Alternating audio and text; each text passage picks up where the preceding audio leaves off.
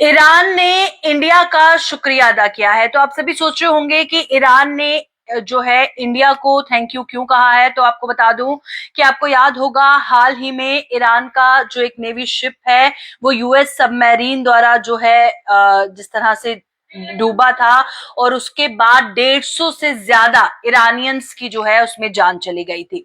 अब इसी बीच जो नई दिल्ली में ईरान के राजदूत मोहम्मद फतहाली हैं, उन्होंने ये कहा है कि पहले ईरान के एक नेवी शिप को लेकर एक दुखद घटना जो सामने आई थी, अब एक और उनका जो नेवी शिप है उसको कुछ टेक्निकल और लॉजिस्टिक सपोर्ट चाहिए थी, जो कि इंडिया ने की है। इंडिया ने पूरी तरह से कोऑपरेट किया है और केरल के कोची बंदरगाह में जैसे ही उनका ईरानी जो युद्धपोत IRIS लावंत जैसे ही पहुंचा और उसको कुछ जरूरी तकनीकी और लॉजिस्टिक सपोर्ट की जरूरत थी, इंडिया ने पूरी तरह से कोऑपरेट किया। केरल के कोच्चि में जैसे ही ईरान का ये समुद्री जहाज पहुंचा और इंडिया ने जितनी भी अरेंजमेंट्स होते हैं या जितनी भी मदद होती है वो उसने ईरान को दी। और राजदूत जो ईरान के हैं उन्होंने जहाज को बंदरगाह पर खड़ा करने